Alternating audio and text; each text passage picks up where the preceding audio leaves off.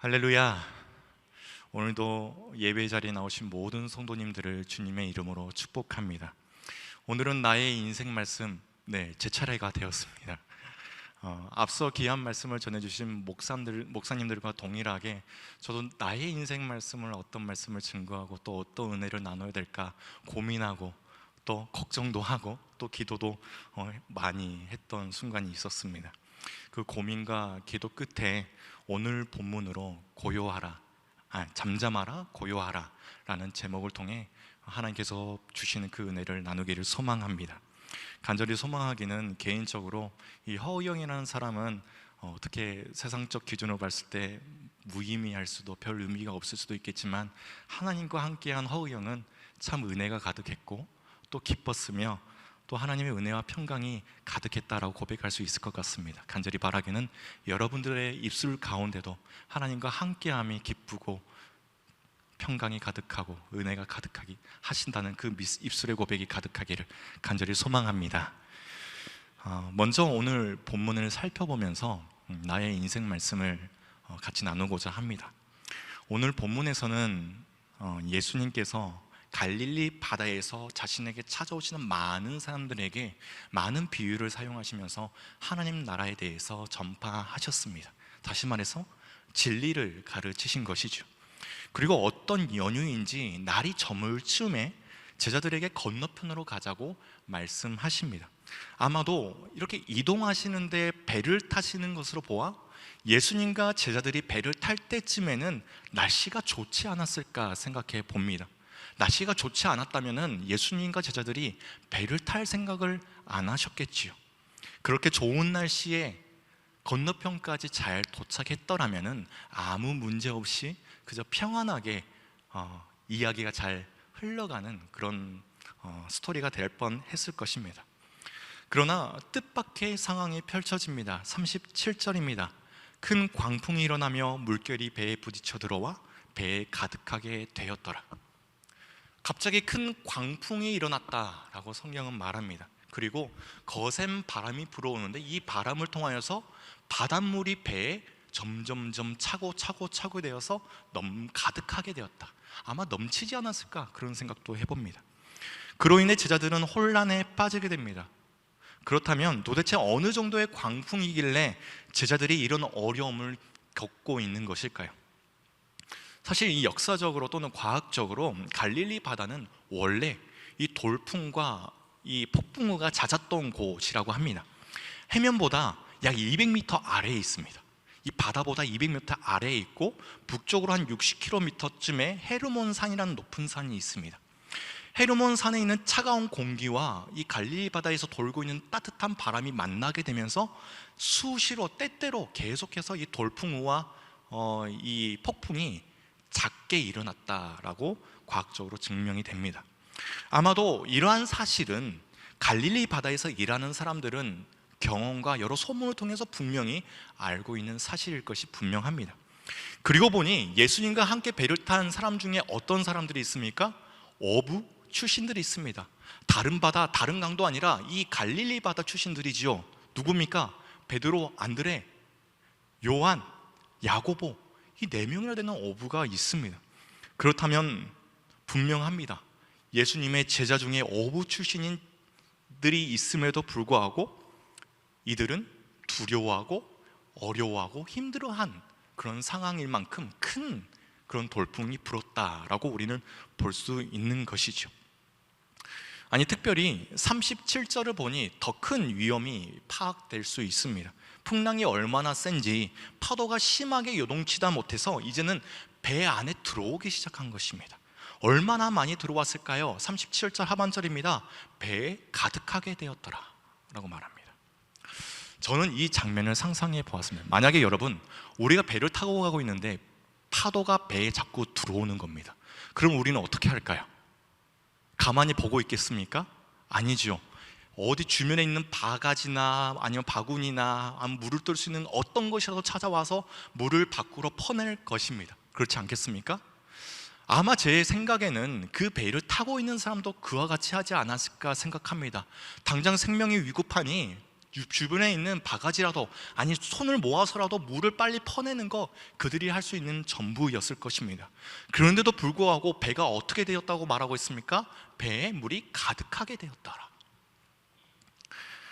정리하자면 그 배에 타고 있는 사람들이 물을 퍼내고자 노력하고 힘쓰고 애쓰고 수고를 해도 그 모든 행동을 무마시킬 만큼의 바닷물이 배 안으로 계속 밀려 들어왔다라는 것을 우리는 상상해 볼 수 있는 것이죠. 어떤 수고와 노력을 해도 그것과 상관없이 곧 배가 침몰하게 될 상황에 빠지고 말았다라는 것이 지금 성경이 말해주고 있는 배경입니다. 그렇습니다. 지금 제자들에게 닥친 이 풍랑은 어부 출신인 제자들도 어찌할 바를 알지 못할 정도로 너무나도 위험한 상황을 만들고 있습니다. 배에 물이 가득하게 되어 이제는 배의 역할을 제대로 할 수 없는 상황입니다. 곧 배가 가라앉아 죽을 수도 있는 것이죠. 절체절명의 상황에 빠진 것이 바로 제자들의 모습입니다. 그리고 지금으로부터 약 1년 전 저의 모습이기도 했습니다. 이제부터 저의 이야기를 시작해보자 합니다. 저는 한국에 있는 합동신학대학원이라는 곳에서 신학을 공부를 하고 보수교단인 합신이라는 교단에서, 그 교단에 속해져 있는 교회에서 사역들을 감당했습니다. 특별히 많은 기회를 얻을 수가 있어서 다양한 부서와 교구까지 여러 가지 방면으로 사역을 할 수가 있었습니다. 그 안에서 많은 것을 배우고 또 많은 것을 경험했습니다. 담임 목사님께서 신뢰해 주셔서 참 많은 것을 계획할 수 있었고 또 많은 것을 성도님들과 나눌 수가 있었습니다. 많은 성도님들께서도 부족한 저임에도 불구하고 사랑해 주셨습니다. 그렇게 안정적으로 계속 사역을 하는 것, 그것도 어떻게 보면 저에게 있어서 나쁘지 않는 좋은 선택이었을 것 같습니다. 그러나 사역을 하면 할수록, 계속 목회를 경험하면 경험할수록 첫 번째로는 제 자신의 부족함을 깨달았습니다. 뭔가 더 저에게 지식과 지혜가 더 있으면 좋겠는데 늘 성도님들과 함께하는 그 순간마다 저의 모자람을 경험하면서 내가 배울 수 있는 기회가 있으면 좋겠다라는 것을 첫 번째로 생각하게 되었고, 두 번째로는 이 코비드 시대가 지나가면서 목회 양식이 조금은 변하고 있구나라는 것을 피부로 경험하게 되었습니다. 그렇게 바뀌는 분위기 가운데, 그리고 제 자신의 한계 가운데 미래 목회를 좀 배우고 공부하고 싶다라는 그런 갈등과 갈망이 점차 솟아나기 시작했습니다. 그런 갈등을 채우고자 목회에 도움이 될 만한 여러 책들을, 또 여러 목사님들을 만나 뵙고 또 여러 가지 노력을 했지만, 그러나 그런 것을 하려면 첫 번째로 필요한 것이 시간적 여유잖아요. 그런데 사역과 병행하려고 하다 보니까는 사역도 제대로 손에 안 잡히고 공부도 제대로 안 되고 어느 거 하나 제대로 하지 못하는 제 자신을 보게 되었습니다. 시간이 참 없었어요. 집에도 아이들이 자고 있을 때 나가서 들어오면 아이들이 자는 모습을 보는 것이 거의 매일에 반복되는 일상이었습니다. 한 번은 저의 첫째 아이가 주일에 저를 만나고는 아빠 우리 집에 좀 놀러 오세요라고 하더라고요. 참 그때는 충격을 좀 받았던 제가 있습니다. 아마 많은 목회자들이 그런 경험을 할 거라고 생각됩니다. 그런 공부에 대한 갈증과 고민과 그런 마음 끝에 결정을 하게 되었습니다. 공부를 좀 해보자, 조금만 공부를 해보자 라는 결정이죠. 안정적으로 사역하던 그 전 사역지에서 이제 사임 의사를 밝히고 여기 파사데나에 있는 풀러 신학교에 지원하게 되었고, 합격하여 이제 작년 12월, 재작년이죠. 재작년 12월 달에 이제 미국에 오게 되었습니다. 처음에 미국에 왔는데 얼마나 좋은지요. 이제 사역에서 일선에서 떠나서 이게 자유함도 있었지만은 일단 이 도시와 환경에서 주는 여유가 제 마음을 너무나도 행복하게 만들었습니다. 회색 도시였던 서울에서 매일같이 빵빵 소리, 경적 소리, 또 매일같이 싸우는 소리, 시끌벅적한 소리, 눈에 보이는 건 건물뿐인 그런 도시에서 살아가다가 푸른 잔디가 이렇게 펼쳐져 있고, 저희 집은 그렇지 않지만 지나가다 보면 모든 집들이, 많은 집들이 잔디가 이렇게 깔려져 있고 수영장도 있고, 하늘은 파랗고 구름도 너무 예쁘고, 팜나무는 왜 이렇게 높고 예쁜지요. 그런 게 하나하나 볼 때마다 너무 잘 왔다, 너무 좋은 곳이구나, 그런 것을 깨달았습니다. 조그만 외곽으로 날아가면 입이 쩍 벌어지게 만드는 대자연들이 보이고, 동해와 같은 태평양인데 왜 여기 LA 해변에서 보는 태평양은 좀 다른지요. 이 석양이 질 때면 막 마음의 감동과 이런 따뜻함이 밀려오곤 했습니다. 그런 감동과 그런 아름다움을 미국에서 경험하면서 또 공부를 하면서, 물론 이제 플러라는 신학교가 제가 배운 이 보수 신학이랑 조금 거리가 있기에 처음에는 충돌도 있었지만은, 이 보수 신학에서 배운 이 성경의 진리를 바탕으로 세상과 사람을 이해할 수 있는 그런 학문을 조금 더 배울 수가 있어서 여러 가지로 많은 토론과 토의 끝에 많은 것을 깨달을 수가 있어서 참 매일매일이 행복했습니다. 그렇게 저는 마치 예수님과 제자들이 배를 탈 때쯤, 날씨가 좋고 해는 짱짱하고 따뜻한 바람이 밀려오고 그렇게 행복한 날만 저에게는 가득할 줄 알았습니다. 다시 말해서 미국만 오면 다 될 줄 알았어요. 그러나 그런 마음은 정작 한 달도 가지 못했던 것 같습니다. 물론 지금도 좋고 너무 행복하지만, 첫 번째로 이 재정적인 압박이 너무 거셌습니다. 열심히 돈을 모아서 미국으로 왔지만 목회자가 사례비를 받으면 얼마나 많이 받겠습니까? 제가 모을 수 있는 한계도 있었고, 아내가 일을 하면서 모았지만 그렇게 많이 모으지 못했어요. 부모님들도, 저희 아버지도 목회를 하고 계시고 저희 장인 장모님은 은퇴를 하셨기 때문에 이 재정적으로 서포트를 해주실 수 있는 능력이 그렇게 없으셨습니다. 그렇게 많이 모으지 못하고 미국에 도착해서 보니 물가가 상상을 초월하더라고요. 처음에 칼국수를 먹으러 갔는데 15불이에요. 환율로 계산이 돼요. 2만 원이 넘는다고? 이걸 어떻게 사 먹어? 저희 형이랑 둘이 갔다가 막 처음에는 칼국수도 막 먹고 만두도 먹고 뭐 다른 것도 먹자 막 실컷 갔다가 가장 저렴한 기본 칼국수 2개를 시키고, 왜 텍스는 따로 떼고 왜 팁은 더 내라 하는지 그렇게 계산했던 기억이 있습니다. 도착하자마자 환율은 치솟고 가스값은 올라가고 학비를 내고 기숙사비를 내니까 매달 이 잔고가 쑥쑥 떨어지는 것이 눈에 보이더라고요. 마트를 가면 장을 봐야 되는데 어느덧 제가 마트를 가면 이렇게 인상을 쓰고 있나 봐요. 그러니까 아내가 자꾸 제 눈치를 보는 거예요. 뭐 살 때마다 이거 살까? 아니 사지 말까? 지금 당장 필요하지 않으니까 사지 말자. 아내가 제 눈치를 보면서 그렇게 하더라고요. 제 둘째 아이가 간식을 너무 좋아해요. 빵이랑 과자를 너무 좋아하는데 한두 번 제가 이렇게 막다 보니까 아이들이 마트에 가서 과자 사주라는 말을 안 하더라고요. 너무 짠하고 마음이 아팠는데 제가 그 아이들에게 마음껏 골라라는 말을 하지 못하더라고요. 근데 더 문제는 여러분들이 모두 다 경험하셨을 것 같습니다. 아이들이 아프니까 더 이상 답이 없더라고요. 제가 학생 비자로 미국에 오다 보니까 당시 저희를 관리해 주시는 비자 담당 선생님이 절대 하지 말아야 될 것이 메디컬 가입이라 그러더라고요. 학생 비자로 왔으면 그걸 가입하면 안 됩니다. 나중에 문제가 생깁니다. 저희는 잔뜩 겁을 먹었죠. 진짜로 안 되는 줄 알았어요. 보험을 가입하려고 보니까 저만 가입하는데도 돈이 너무 많이 드는 거예요. 저는 의무적으로 가입을 했어야 됐거든요. 자녀들과 아내는 한국에서 이제 장기 체류보험으로 간신히 그걸로 들었지만은 아이들이 열이 나기 시작하는데 병원 가는 게 너무 무섭더라고요. 섭씨로 40도가 막 넘어가는데 그런 아이를 데리고 안고 그저 한국에서 가져온 해열제를 먹이고 몸을 계속 밤새도록 수건으로 닦아내리는 것, 그것이 저와 저의 아내가 할 수 있는 유일한 방법이었습니다. 애는 축 늘어져 있는데 어떻게 방법이 없더라고요. 아내도 너무 아이를 병원에 데리고 가고 싶었을 거 아니에요. 근데 아내도 저에게 애써 제 마음이 불편한 걸 알고 병원에 가도 해줄 게 없대, 그냥 우리가 안고 있자라고 말을 하더라고요. 제가 영어를 잘하지 못하다 보니까 여러 가지 충돌도 많았습니다. 시청에 가서 등록을 해야 되는데 잘못된 집으로 등록이 되기도 했고, 저는 아직도 DMV가 싫습니다. DMV에서 서류를 얼마나 많이 왔다 갔다 했는지, 18년 동안 운전을 했는데 실기를 한번 떨어지고 이런저런 상황을 부딪히면서 그런 상황들이 참 저의 마음을 힘들게 했습니다.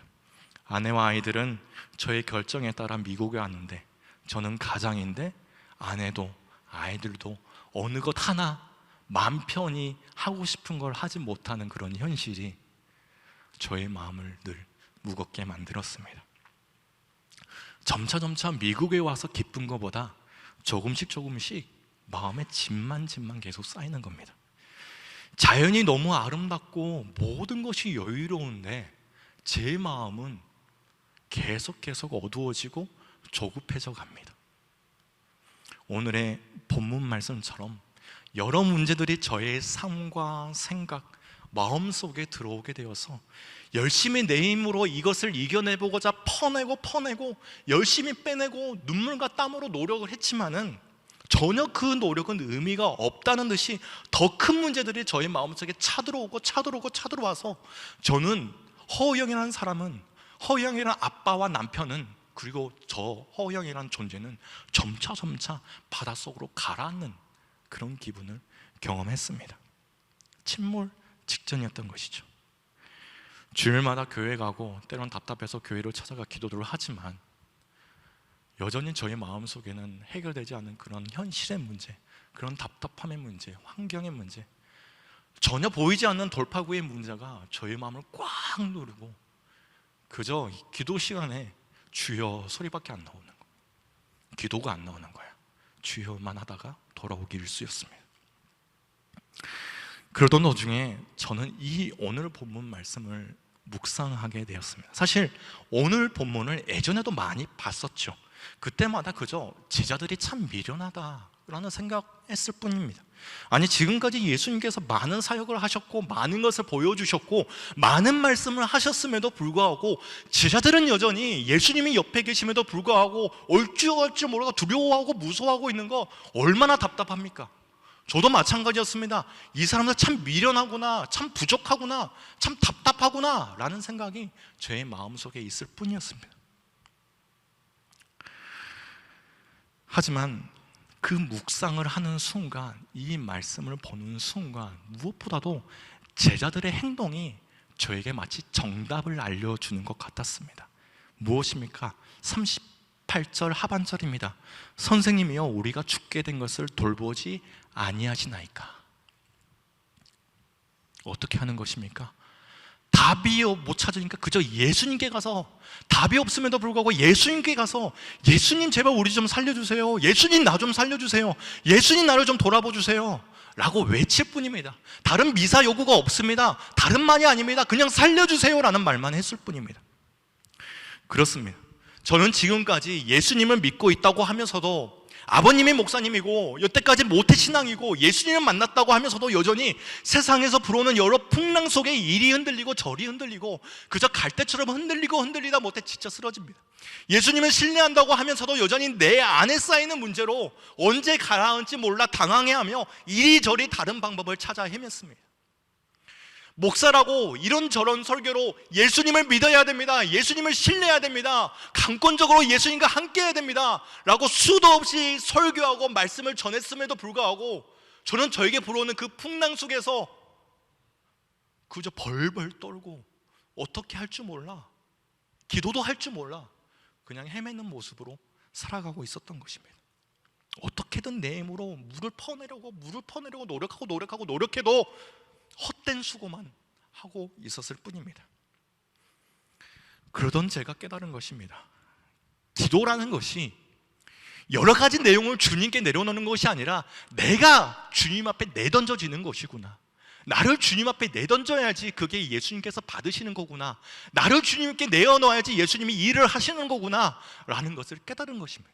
제자들처럼 다른 거 없이 그저 예수님 살려주세요, 예수님 붙잡아주세요, 예수님 나와 함께 해주세요, 지금 나를 구해주세요 라는 그 간절한 마음이 예수님께서 응답해 주시는 기도구나 라는 것을 깨닫게 되었습니다. 그 깨달음은 39절의 예수님의 음성이 지금 저에게 하시는 음성으로 다가오게 했습니다. 예수님은 다급한 제자들의 요청에 깨어나셔서 그 성남 바다를 향해 바라보십니다. 풍랑이 일고 있는 바다를 어떻게 하십니까? 꾸짖으십니다. 그리고 말씀하시죠. 두 마디입니다. 잠잠하라, 고요하라. 마치 말썽을 부리는 이 아이를 혼내듯이 잠잠하라, 고요하라 이 한마디를 하셨을 뿐입니다. 저는 개인적으로 예수님께서 바다를 향해 꾸짖으시는 것이 두 가지 의미로 다가왔습니다. 첫 번째로는 예수님은 나에게 몰아치고 있는 이런 모든 풍랑 같은 문제들을 잠잠하고 고요하게 하실 수 있는 분으로 말입니다. 여러분, 실로 우리 주님은 우리의 모든 문제를 잠잠하고 고요하게 하실 수 있는 분이심을 믿으시길 바랍니다. 우리가 어떻게든 퍼내려고 노력하고 수고하고 힘쓰고 애쓰고 어떤 방법을 사용해서 그렇게 해도 안 된다고 할지라도 우리 주님의 한마디 잠잠하라 고요하라, 이 말이면 모든 문제가 잠잠해지고 고요해지는 줄을 믿으시길 바랍니다. 두 번째로 이 말씀은 저를 꾸짖으시는 말씀이셨습니다. 주님이 함께 계시고 나와 함께 계시고 나와 동행하심을 믿음에도 불구하고 마치 내 눈앞에 커다란 벽이 있어서 예수님을 보지 못하고 어쩔 줄 몰라 발을 동동 구르고 방황하고 있는 저를 꾸짖으시는 예수님의 말씀, 그 음성으로 들려지게 됐던 것입니다. 내가 옆에 있는데 왜 야단법석이야? 내가 너와 지금 하고 있는데 왜 잠잠하지 못하는 거야? 뭘 의지하고 있는 거야? 무엇을 바라보고 있는 거야? 어디다 연락을 하고 있는 거야? 내가 너 옆에 있어. 잠잠해, 고요해, 나만 봐 라고 저에게 하시는 음성으로 다가왔습니다. 사랑하는 성도 여러분, 우리의 인생은 이스라엘 백성들이 광야를 떠나는 여정과 같다라고 흔히들 비유를 합니다. 이스라엘 백성들의 여정을 보면요, 광야를 떠나서 광야로 향합니다. 광야를 또 떠나서 다른 광야로 가고, 광야를 떠나서 또 다른 광야로 갑니다. 그렇게 광야에서 광야로, 광야에서 광야로 가는 것이죠. 늘 어려움과 슬픔, 아픔이 그들의 인생 가운데 있었습니다. 마찬가지로 우리도 마찬가지요. 늘 어려움이 우리에게 있을 수 있습니다. 마치 제자들이 예수님과 함께 계심으로 함께 있음에도 불구하고 풍랑이 일듯이 말입니다. 하지만 우리가 잠잠하고 고요하게 주님을 바라볼 때 주님은 일하시는 줄로 믿습니다. 우리가 잠잠하게 고요하게 주님을 신뢰할 때 우리 주님은 우리의 삶 가운데 아름다운 역사를 만들어 가시는 줄로 믿습니다. 그렇다면 우리가 예수님의 말씀처럼 잠잠하고 고요하게 주님을 바라보면 믿으면 어떤 역사가 일어납니까? 39절 하반절입니다. 바람이 그치고 아주 잔잔하여지더라. 거세게 불어오던 바람이 마치 다른 세상과 같이 그치게 되었고 배가 잠길 듯이 몰아치던 파도는 아주 잔잔하게 되었다라고 성경은 증언합니다. 여러분, 아주 잔잔해졌다라는 것이 어느 정도일까요? 제가 어릴 때 저희 아버님이 이 섬에서 목회를 하셨습니다. 아주 어릴 때였지만 태풍이 올 때, 그리고 태풍이 지난 후가 저는 아직 머릿속에 선명하게 기억이 남아있어요. 그 어릴 때에 태풍이 온다는 소리에 모든 배들이 밧줄을 다 묶습니다. 파손되지 않기 위해서 그러겠지요. 그리고 모든 지붕에 다 올라가서 밧줄로 이 기아와 그 지붕을 다 단단하게 고정을 시킵니다. 왜 그렇습니까? 태풍이 오면 다 날아가기 때문이죠. 그렇게 준비를 해도 태풍이 오면 배가 뒤집혀지는 일을 봤습니다. 그렇게 준비를 해도 지붕이 날아가는 일을 저는 경험을 했습니다. 너무나도 무서웠던 경험입니다. 그 하룻밤을 지났는데 그 어린 나이에 날을 샜어요. 너무 소리가 무서워서. 그런데 태풍이 지나간 그 다음날 아침에 일어나서 바다를 보니까요, 얼마나 잔잔한지요. 마치 아무 일도 없었던 것처럼 평온하고 바람은 선선하게 불어오고 이 바다의 움직임이 거의 느껴지지 않을 정도로 수평선이 쫙 펼쳐져 있는 것을 제 머릿속에 아직도 선명하게 기억하고 있습니다. 아마도 예수님이 바다를 꾸짖으셨을 때 그와 같이 잔잔한 모습을 제자들과 예수님은 보지 않았을까 생각해 봅니다. 그저 잠잠하라 고요하라 단 두 마디였을 뿐이지만 마치 기적과 같이 아무 일이 없었던 것처럼 바다가 변하게 되었다는 것입니다. 저는 현실 속에서 그 이후에 그와 같은 은혜를 누릴 수 있었습니다. 여전히 내 환경은 여전히 나를 덮치기 위해 몰려오지만 수많은 문제와 어려움들이 여전히 나를 압박하지만 하나하나 참으로 기적과 같은 일로 하나님께서 역사하셨다는 것 저는 1년 동안 수도 없이 많이 경험했습니다. 눈물을 펑펑 쏟을 정도로 하나하나가 간증의 은혜였습니다. 때로는 뜻하지 않은 한국에서의 어떤 성도님의 도움으로, 때로는 미국에서 주는 어떤 혜택을 알게 되어서, 때로는 학교에서 주는 여러 도움으로 인해서 하나씩 하나씩 문제가 돌파되는 것을 경험했어요. 아이들도 더 이상 아프지 않았고, 아이들도 해결할 수 있는 방법을 마련할 수가 있었습니다. 더 중요한 것은 그 모든 일들을 경험하고 나니까 이제 와서 목사지만 고백을 합니다. 주님이 나와 함께 하신다는 믿음이 더 굳건해질 수가 있었습니다. 주님이 나와 동행하신다, 예수님이 지금 나와 함께 하신다, 나를 지켜주신다, 모든 일을 예수님이 이기게 하신다라는 그 확신이 제 마음, 그 1년의 시간 동안 저는 얻을 수가 있었습니다. 그래서 저는 감히 확신할 수 있는 건, 저는 1년 동안 많은 공부를 했고 연구를 했지만 1년 동안 무엇보다도 예수님을 많이 만났습니다. 예수님을 경험했고, 예수님만이 나를 살릴 수 있는 분, 예수님만이 나를 지켜주실 수 있는 분, 내 인생을 책임져 주시는 분임을 고백할 수 있게 되었습니다. 그리고 그때 그 고백이 있을 때 저는 감사하게도 여기 충현 성교교회에 올 수 있게 되었습니다. 늘 저를 챙겨주시고 멋진 모습으로 사역하는 것을 보여주시는 우리 담임 목사님과 늘 신경 써주시는 이 부목사님들, 전도사님들, 늘 웃으면서 저를 반겨주시는 사랑이 많으신 성도님들을 만난 것이 저는 얼마나 큰 감사고 감격인지 모르겠습니다. 여러분들과 함께 기쁨으로 동행할 수 있음이 정말 큰 은혜입니다. 아니, 정말 내 역으로, 내 노력으로, 내 열심으로 과연 이런 귀한 교회에 내가 올 수 있을까 생각해보면 전혀 그럴 수 없다고 저는 생각합니다. 여전히 감사와 감격이 넘치도록 같이 동역할 수가 있고 사역할 수 있게 되었습니다. 사랑하는 성도 여러분, 우리 모두는 우리의 인생이 마치 하와이의 그 아름다운 바다처럼 햇빛의 위치에 따라 바다색이 변하는 그런 아름다운 바다이기를 바랄 것입니다. 마음이 평안하고 잔잔하며 여유가 풍성한 그런 아름다운 바다이기를 바랄 것입니다. 아니, 간절히 바라기는 여러분들이 그런 평안함을 누리기를 간절히 축복합니다. 그러나 우리 인생을 자세히 살펴보면 유유히 흐르는 바다와 같지가 않습니다. 우리 인생은 항상 찬란한 빛을 비추어주고 잔잔한 물결만이 있는 그런 바다가 아닙니다. 마치 갈릴리 바다에 익숙한 그 제자들이 갑작스럽게 그 어려움을 맞이했듯이 전혀 생각하지도 못했던 어려움과 두려움과 무서운 문제들이 갑자기 우리에게 찾아올 수도 있습니다. 우리 몸을 제대로 가누지 못하는 거센 바람과 같은 것들이 우리에게 몰아칠 때도 있고, 우리의 인생을 침몰시키고자 계속해서 파도가 우리의 인생의 배 가운데 넘치는 그런 아픔이 있을 수도 있습니다. 열심히 문제를 해결해 보고자, 열심히 위험을 넘겨가 보고자 바가지로 열심히 물을 퍼내지만 내가 퍼내는 물의 양보다 흘려 들어오는 그 수많은 문제의 양이 더 많아 인생의 배 가운데 가득하게 되는 경우도 분명히 있습니다.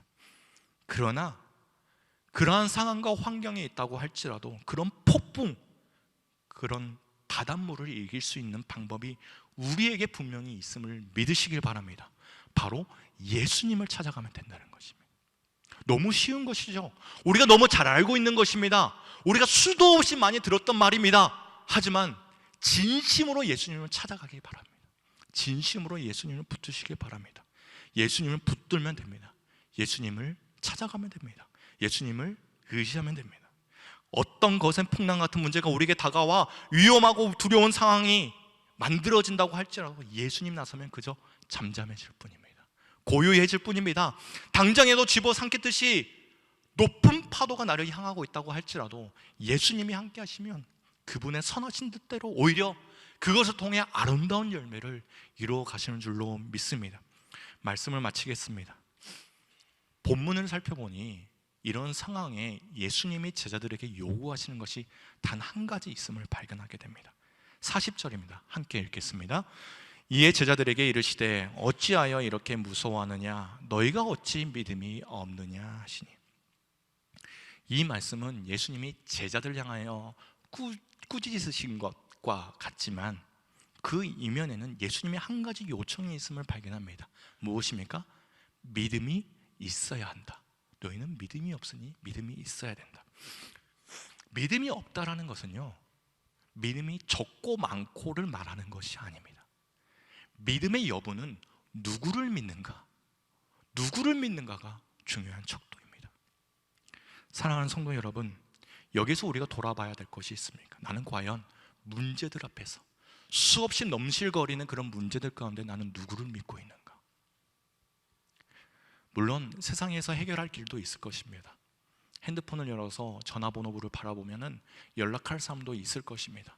당장 위기들을 넘겨갈 수많은 방법들도, 혜택들도 보여질 수 있습니다. 하지만 그 전에 나는 누구를 믿고 있는가를 점검하시길 바랍니다.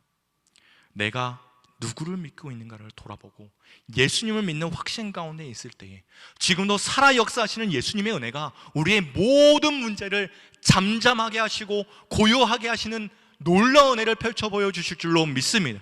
다시 말해서 우리가 예수님을 확실히 믿는다면, 그 확신이 있다면 우리는 문제를 뛰어넘어 예수님이 보여주시는 그 기적을 늘 체험하게 된다는 것을 믿으시길 바랍니다.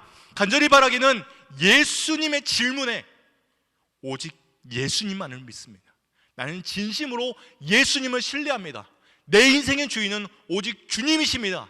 나는 오직 모든 것을 주님께 의탁합니다 라고 당당히 고백하는 저와 여러분의 신앙의 여정이 되기를 간절히 축원합니다.